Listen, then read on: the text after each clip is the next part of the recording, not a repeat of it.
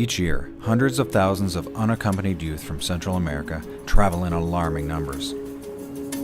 Seeking to reunite with their parents or hoping to find work to help support their families back home, youth are mainly migrating from Honduras, El Salvador, and Guatemala to what is known as the Northern Triangle.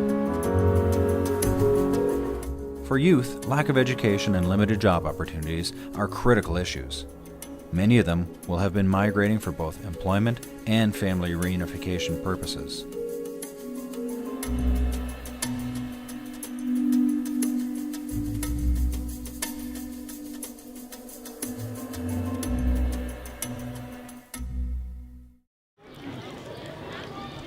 Carlos, who agreed to share his story, migrated because of poverty in his community and a lack of opportunity to gain an education. Bueno, inicialmente creo que se debe bastante a la falta de educación, al acceso a la educación o a mejores oportunidades que tengan que ver con permanecer dentro del país. O sea, si un país no tiene esas condiciones, difícilmente pues la sociedad o los jóvenes van a estar aquí en el país.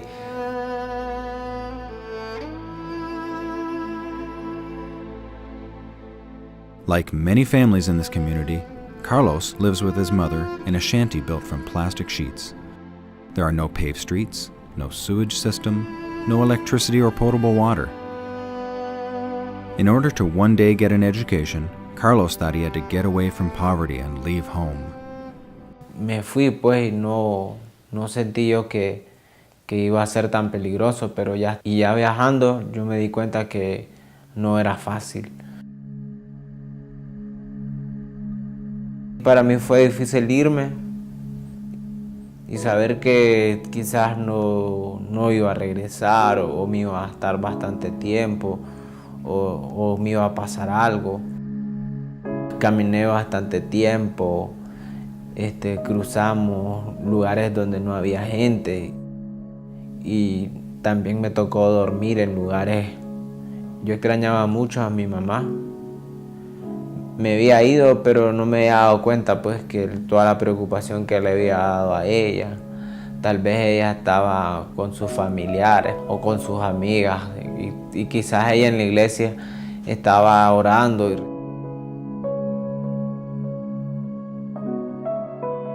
Bueno, yo desde que él dijo que se iba, pues al ver el viaje era como difícil. Porque él era mi único hijo. Muchos se habían ido y habían habido muertos en partes que yo sabía que quedaba sola. Carlos left in search of better opportunities, but in the end, he returned because he couldn't live so far from his homeland and his mother. He came back after 5 months. Ya me había decidido regresarme porque no me sentía bien y porque extrañaba a mi país. Es mejor trabajar aquí en su país, buscar las oportunidades, así como estoy tratando yo ahora de hacer, sin necesidad de ir. La familia es lo más importante y cuidarlo. Y uno como madre, pues lo mejor es luchar en su país que ir a perder su familia. Approximately 60% of the population in Central America lives on less than $4 per day. Overall, 50% of the population lives below the poverty line. In the countryside, poverty rates are especially high, and almost 50% of households live in extreme poverty. They have limited access to good schools and job opportunities. For irregular migration and immigration in general, we found that there are at least 3 causes. First one is violence at the communities, and the other one is education, the less opportunities to have education, and the third one is the opportunities to find a job or to be engaged in something. The other issue that is big is the domestic violence. So in Nicaragua, we always say that it have like a woman face of migrating because the woman just decide to travel and get out of Nicaragua because of that issue.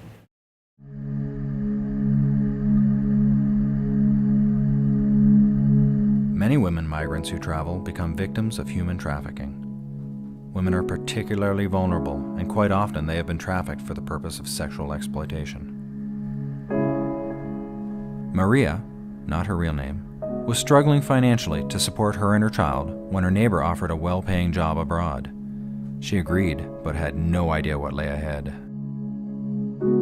Llegó una mujer ahí a la casa y me dice de que había una fábrica de zapatos. Entonces yo dije que para prosperar y salir adelante y comprar mi hogar, que de tanta pobreza, yo dije voy a irme. Ella dijo de que le diéramos los papeles porque ella nos iba a guardar, era la cédula. Y entonces nosotros confiamos en ella porque nunca pensamos lo que los iba a hacer. Soon after, she realized that she had been sold to a prostitution house and would be forced to work as a prostitute. Luckily, she managed to escape. Maria now lives with her 13-year-old daughter, who teaches her how to read and write. Maria believes the only way to prevent migration is providing education opportunities to youth. She hopes that her daughter will have a better future than herself by gaining an education.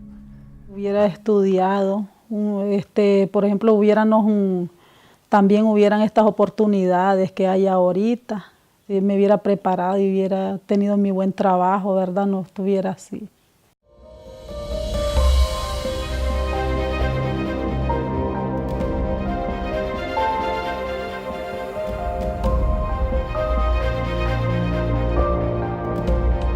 Lucas was the oldest of 3 brothers, and because his father had left, he was the only breadwinner in the family. He made a difficult decision to leave the country, despite the fact that he was only 16 at the time. Yo pensé en irme porque no encontré ya trabajo, el trabajo donde estaba aquí, entré como en desesperación, que no quería estar aquí porque no tenía ni Córdoba, nada.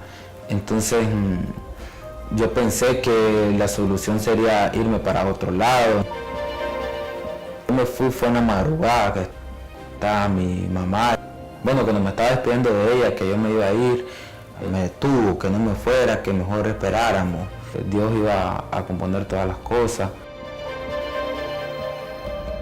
Quiero despedirme porque dejar a la gente con la que yo me crié, no me quería ir, y sentía que iba llorando. Lucas traveled a couple of days, switching to multiple buses and walking long hours.